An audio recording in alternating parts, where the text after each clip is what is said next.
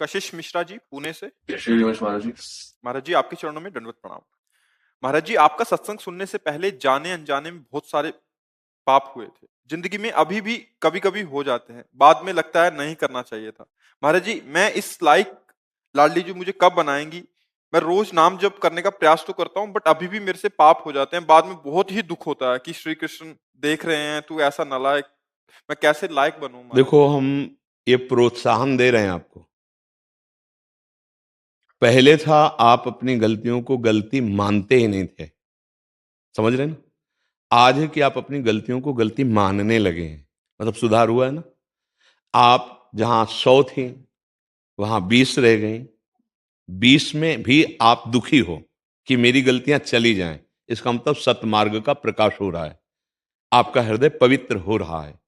पर अब यहां ध्यान देना है, अब ये सावधानी, ये हमने प्रोत्साहन दिया और ये सावधानी है कि अगर ऐसा ही करते रहे तो वो फिर पुनः 80 प्लस हो जाएंगे। ये भी बात समझ लो, क्योंकि चिंगारी और ज्वाला, और ज्वाला से चिंगारी एक क्रम है। अगर चिंगारी को फूस मिल जाए और अनुकूल वायु मिल जाए तो ज्वाला बनने में देर नहीं लगती, और अगर फूस ना डाला जाए, अनुकूल वायु ना मिले तो शांत हो जाती है। अभी चिंगारी तो है ही, आप स्वीकार करते हैं कि अभी गलतियां हो जाती हैं, तो इन गलतियों के होने का जो संयोग बनता है उन पर आप नजर कीजिए और उससे दूर हटिए, नहीं तो ज्वाला बनने में देर नहीं लगेगी। पहले तरंग आती है, फिर पूरा हृदय भर जाता है समुद्र की तरह उसी दोष से।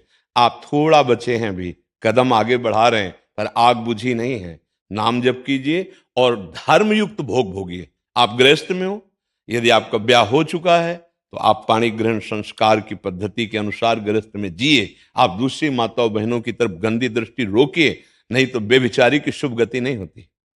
हम छोड़ने पर उतारू हैं, ये बात पक्की है। हमसे चूक होगी तो अपने घर में होगी, बाहर नहीं होगी, ये बात ध्यान रखो। बाहर करना वो चूक नहीं कहा जाता, वो अपराध बनता है। किसी पर अन्य संबंधियों के प्रति दोष दृष्टि करके, भोग वासना करके वृत्ति बढ़ाना, इसे साधक नहीं कहते हैं। बहुत सावधानी।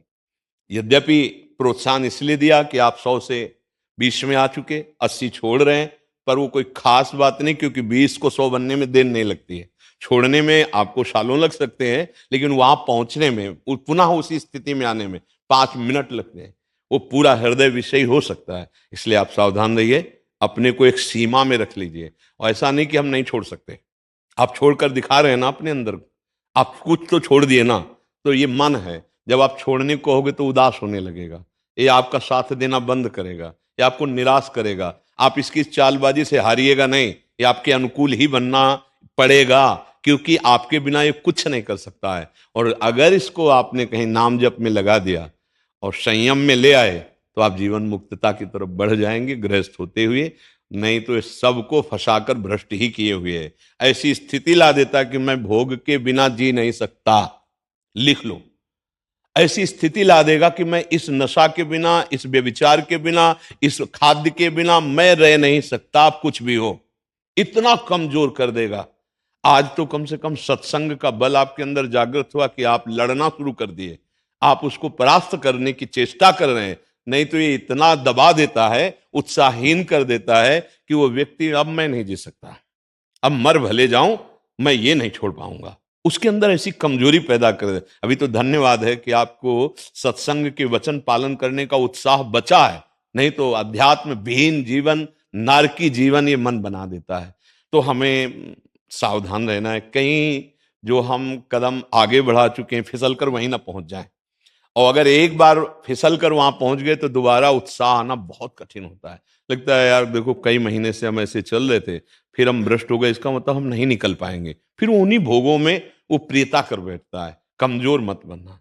हम कई बार एकांतिक में और सत्संग में कहा कि अगर 1000 बार हम हार भी गए ना, तो उसके ऊपर भी हम उठने की योग्यता रखते हैं, क्योंकि हम अविनाशी भगवान के अंश हैं, इस शरीर में फंस गए हैं, अब मुझे हटना है। 1000 बार अगर हमें काम गिराता है, क्रोध गिराता है, तो हम ढीले नहीं पड़ेंगे। हम भगवान नाम की कमर कसेंगे और इस भव समुद्र से पार होंगे। बात समझ रहे हैं आप? हाँ, पर जो गलती है उसे गलती मान रहे हो तो बचने का प्रयास कीजिए। अगर आप बचना चाहें तो आपको कोई कैसे फेल कर सकता है? हम लोग बचना नहीं चाहते। हम लोग की 100 में इतना तो चलेगा, वो जितना तुम बनाए रखे हो उतना ही बना है। नहीं, अगर आप रकील खींच दो कि नहीं तो आपको कोई गिरा नहीं सकता, पक्का समझो। कैसे कोई गिरा सकता? मुझे नहीं भोगना, मुझे नहीं खाना है, मुझे नहीं पीना, पूरा जीवन हो जाएगा, कोई आपको परास्त ही नहीं कर पाएगा।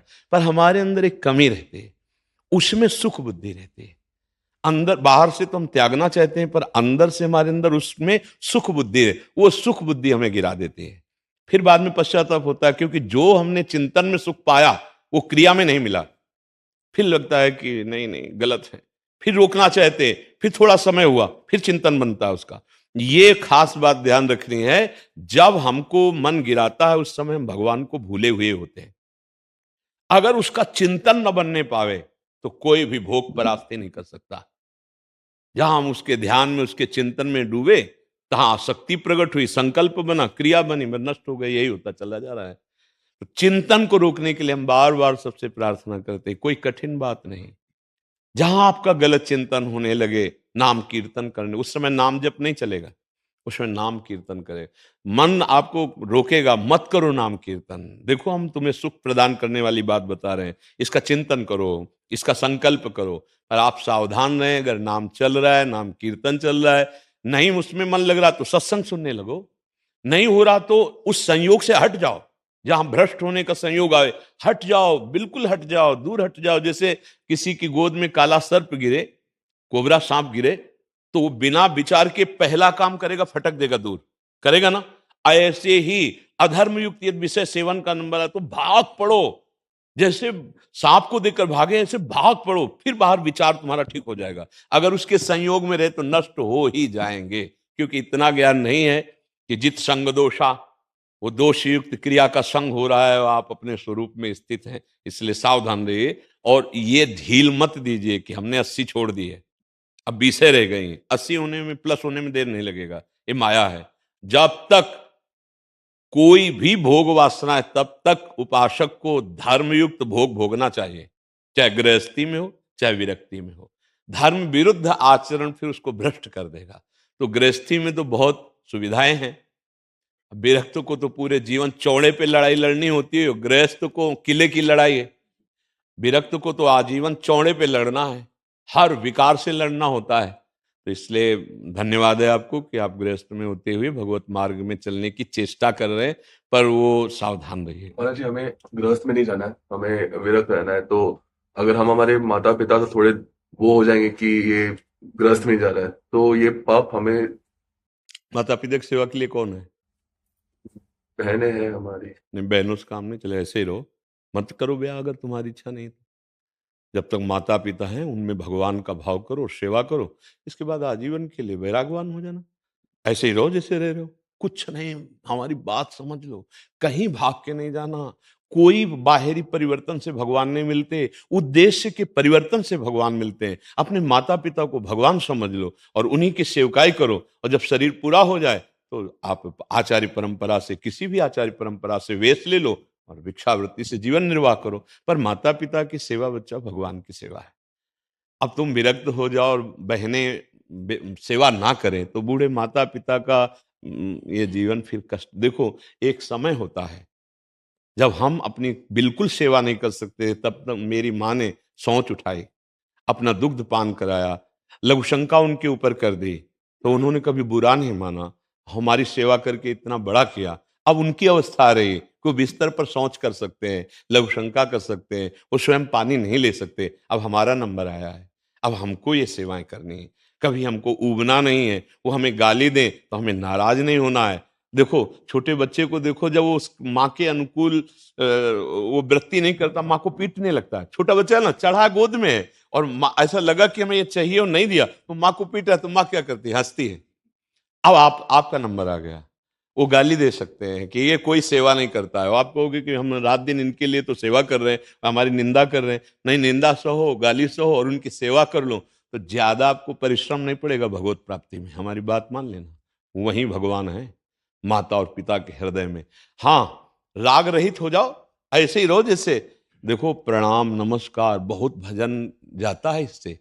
ये कोई खिलवाड़ ना समझो। जैसे संत वेश में है ना, तो कोई भिक्षा देता है वो भजन ले जाता है, कोई प्रणाम करता है वो भी भजन लेता है। यहाँ फ्री कुछ नहीं है, देना पड़ता है।